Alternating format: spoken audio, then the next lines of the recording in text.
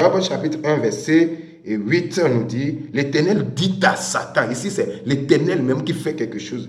L'Éternel dit à Satan, d'où viens-tu? Non, c'est le 7e verset. L'Éternel dit à Satan, d'où viens-tu? Et Satan répondit à l'Éternel, de parcourir la terre et m'y promener.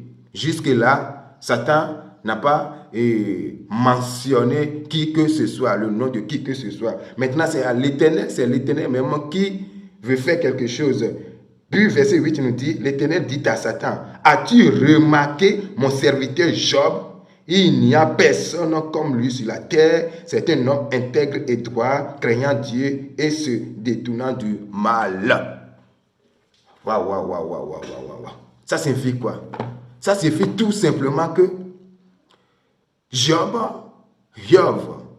qui signifie d'ailleurs ce nom qui signifie l'ennemi de Dieu, celui qui est Dieu, Job, celui qui est contre Dieu, l'ennemi de Dieu. Maintenant, qu'est-ce qui s'est passé? Job a été voilé. La splendeur de Job, en hébreu c'est Job, la splendeur de Job a été voilée, a été cachée. L'Éternel l'a béni, l'a protégé complètement. Satan, étant le serviteur de Dieu, venu sur la terre, il a fait ses promenades jusqu'à ce qu'il revienne vers Dieu. Il n'a pas encore remarqué Job. Jusqu'à ce que l'Éternel même lui a fait remarquer la splendeur de Job. C'est l'Éternel même maintenant qui a dévoilé la splendeur, la brillance, qui a en quelque sorte saboté maintenant la splendeur, la gloire de Job à Satan. As-tu remarqué mon serviteur Job? Satan, oui, maître. As-tu remarqué dans cette prononciation, dans cette parole, déclaration, l'Éternel a fait quoi? L'Éternel a enlevé la protection qui protégeait la splendeur de Job. L'Éternel a enlevé sur Job.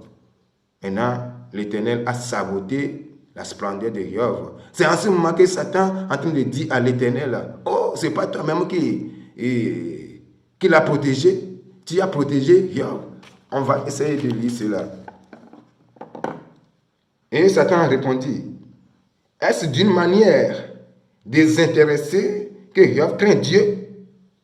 Ne l'as-tu pas protégé, lui, sa maison et tout ce qui est à lui? Tu as béni l'œuvre de ses mains et ses troupeaux couvrent le pays. Verset 11 dit, mais étends ta main, touche à tout ce qui lui appartient, et je suis sûr qu'il te maudit en face. Verset 12 nous dit, l'Éternel dit à Satan, voici, tout ce qui lui appartient, je te le livre. Seulement, ne porte pas la main sur lui. Vous voyez? Ce qui signifie que cette prophétie, appelée 2022, en chiffres, en nombres, mais en lettres, c'est la splendeur. Notre splendeur, l'Éternel continue toujours de protéger, de garder notre splendeur, jusqu'à ce que le jour J, depuis que le monde est monde, cette prophétie, appelée la splendeur ou 2022, travaille, a été voilée, a été cachée. Et l'Éternel attend un jour, un bon jour, pour que cette prophétie soit dévoilée, soit accomplie. Et ce jour, c'est le jour que nous sommes rentrés dans 2022. Le 1er janvier 2022, il y a un dévoilement, comme l'Éternel l'a fait à Job. L'Éternel même a saboté Job. Et l'Éternel a dit, tu peux tout toucher, mais pas son âme. Ce qui signifie que cette année, toute l'humanité est exposée à ce danger, a été exposée, puisque notre splendeur, nous sommes tous des vedettes. Nous sommes tous à la première ligne. On nous voit, on voit de loin, très très loin, notre splendeur, la splendeur de tout un chacun de nous. Je parle du plan spirituel. Dans le monde spirituel, les esprits voient notre splendeur et ceci les attire vers nous. C'est la raison pour laquelle toutes ces choses, toutes ces crises de guerre, ainsi de suite, se tournent tout autour de nous. Si tu ne fais pas attention, ta splendeur là, quoique l'Éternel avait interdit à son serviteur, à Satan, de ne pas toucher à sa vie, à la vie de Job, c'est-à-dire de ne pas toucher à cette splendeur, alors, si nous ne s'accrochons pas à l'Éternel comme Job l'avait fait, en s'accrochant à l'Éternel, au précepte, au commandement de l'Éternel, aux lois divines, c'est la raison pour laquelle l'Éternel dit Job est intègre. Il a gardé son intégrité. Donc, c'est à nous aussi d'être intègres sur la voie de l'Éternel, de garder cette intégrité. Alors, si le monde des ténèbres vient, puisque cette splendeur qui se brille en nous attire le monde des ténèbres tout autour de nous, le monde des ténèbres va certainement venir tout autour de nous. Nous sommes mis à l'épreuve, tout le monde. Nous sommes tous et toutes mis à l'épreuve. Alors, si le monde des ténèbres vient maintenant, le monde des ténèbres n'aura plus cette force de toucher à cette splendeur. Au contraire, cette splendeur va repousser le monde des ténèbres, va faire éclater le monde des ténèbres. C'est la raison pour laquelle 1000 va tomber et à notre côté, 10 000 à notre droite. Il est écrit que nous ne serons jamais atteints. C'est la raison pour laquelle toutes ces crises appelées coronavirus qui vient, il faut voir l'année 2022. Il faut voir combien de morts. Il faut voir toutes ces guerres-là, toutes ces crises alimentaires. Ceci, c'est juste, ce n'est rien, c'est juste le préface, c'est juste l'actualité. La grande chose vient, puisqu'il est écrit année 2022-2023, l'année de la grande exposition au danger. Ceci, c'est juste l'actualité. La grande chose, nous allons rentrer dans la réalité même.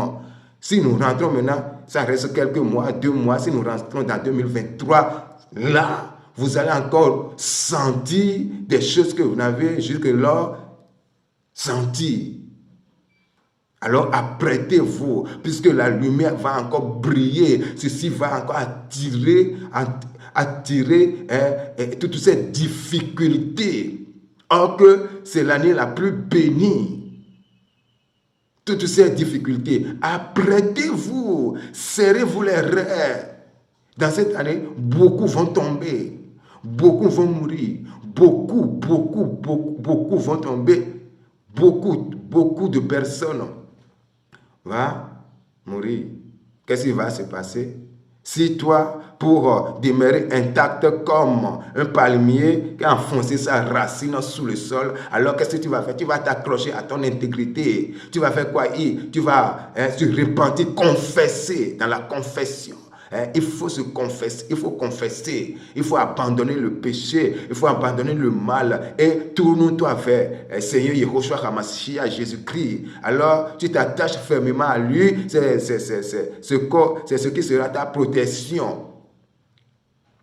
Ton intégrité maintenant vers l'Éternel, la vérité, c'est ce qui va beaucoup nous aider à ne pas tomber. Et en ce moment, nous sommes automatiquement bénis. Beaucoup de gens vont perdre leur richesse, ainsi de suite. Alors toi, tu es là, puisque tu connais maintenant cette vérité et que tu t'appliques à cette vérité, tu t'adonnes à cette vérité. Alors, c'est dans cette année-là maintenant que les gens viendront, l'Éternel va te bénir, les gens viendront vers toi avec leurs problèmes, avec leurs difficultés, avec leur fortune, avec leur maison. Et toi, tu vas tout racheter. Tu vas tout racheter pour toi. Toi, maintenant, tu seras nanti. Tu vas devenir riche puisque tu as choisi cette voie de l'intégrité. L'Éternel, cette année 2022, au lieu de dire 2022, son deuxième nom, en lettres, c'est la splendeur. Il y a un dévoilement. Nul n'est plus caché. Alors nous sommes tous transparents. On ne le sait pas, mais sur le plan spirituel, c'est ça. C'est ce qui attire les démons. C'est ce qui attire le monde des ténèbres. Et tout ce qui se passe même dans notre maison, chez nous-mêmes, nos enfants aussi. Aller à l'école et revenir. Qu'est-ce qui se passe? Nos enfants aussi qui deviennent maintenant des pièges tout autour de nous. Cette prophétie je vais faire rapidement. Qu'est-ce que je vais faire? Je vais vous faire voir cette prophétie dans la Bible. La prophétie de 2022 dans la Bible. La prophétie de 2022, ce que je suis en train de dire, je concrétise tout cela. La prophétie de 2022. Si nous allons dans Nombre, chapitre 24, verset 17. Nombre 24, verset 17. Si l'heure sonne, je suis obligé de couper et je vais revenir sur Nombre 24, verset 17. Là, nous allons bien comprendre. Nombre 24, verset 17 nous dit, écoutez très attentivement. L'Éternel avait utilisé quelqu'un pour faire passer cette prophétie depuis que l'Éternel a créé son monde. Et cette prophétie qui doit se réaliser. Et l'Éternel a vu quelqu'un maintenant. Et cette personne, c'est Balaam. Balaam dans la Bible. Balaam, si vous ne connaissez pas Balaam, alors soyez à l'écoute. Soyez très attentifs et c'est très attentif pour bien comprendre ce qu'on appelle Balaam. Balaam, ce n'est pas un homme. Balaam, ce n'est pas un homme, c'est une dimension. L'Éternel a fait recours à une autre dimension spirituelle appelée Balaam, puisque ce nom déjà, Balaam, en dit beaucoup de choses en hébreu. Balaam, Balaam qui signifie, si je vais traduire, Balaam, c'est comme ça on écrit Balaam en hébreu. Je vais essayer de vous écrire Balaam et nous allons voir ce que Balaam signifie.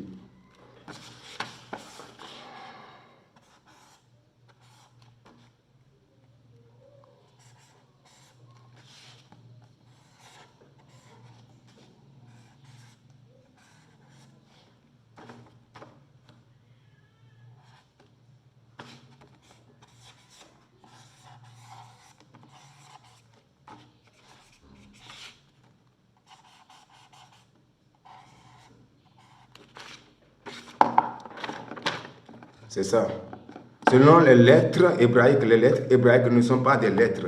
C'est des ADN de Dieu. C'est des étoiles. Vous voyez? C'est des étoiles. En hébreu, c'est comme ça, on écrit Balaam. Balaam. Vous voyez, Balaam. Maintenant, si nous prenons et si nous allons traduire Balaam, la traduction que j'ai vue sur Google, c'est qui détruit les temps ou le temps. Ou voilà, qui détruit le temps ou qui avale. Qui avale, voilà, c'est Balaam ça, sa signification. Maintenant, je vais encore aller plus loin. Qui avale? Balaam. Am, vous voyez Am d'ici, c'est Am. Am signifie en hébreu peuple. Le peuple, Am. Am, ami, mon peuple, ami, c'est mon peuple, Am, c'est peuple. Maintenant, et Bal, nous pouvons changer, et nous pouvons faire l'anagramme, c'est-à-dire changer de place à ces deux lettres-là. Autrement dit, cette lettre va venir ici et cette lettre va venir ici. Donc, ces deux lettres-là de Bal, en changeant, en intervertissant la place de ces deux lettres, ça donne un mot. Et ce mot, c'est lèvre. Et que signifie lèvre? Lèvre signifie le cœur.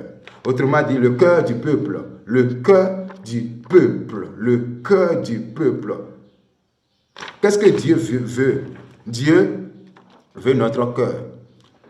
Le cœur de l'homme, c'est le sanctuaire de Dieu. Là où Dieu vient s'asseoir.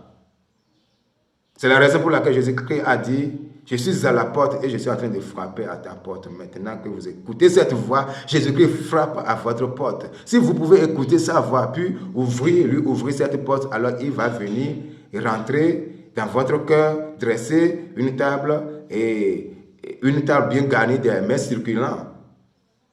Il va manger avec vous, il va boire avec vous. Le sanctuaire de l'Éternel, c'est le cœur. Lève le cœur du peuple. Lève âme ou Balaam, le cœur du peuple. L'Éternel veut notre cœur dans cette année.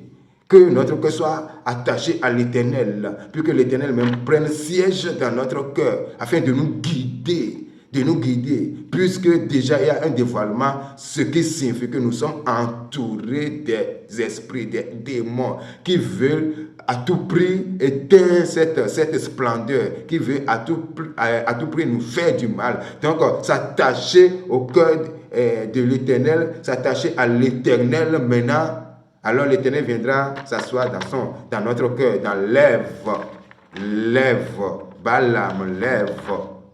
Et Balaam, l'Éternel a utilisé cette dimension. Balaam qui signifie également qui avale, qui engloutit le peuple, qui avale le peuple. Am, c'est le peuple.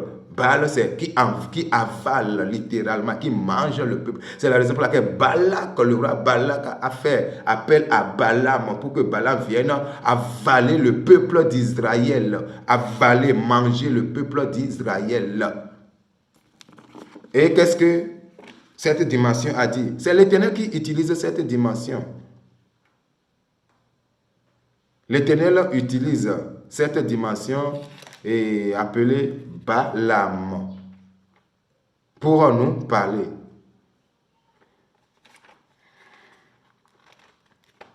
Nombre, chapitre 24, verset 17.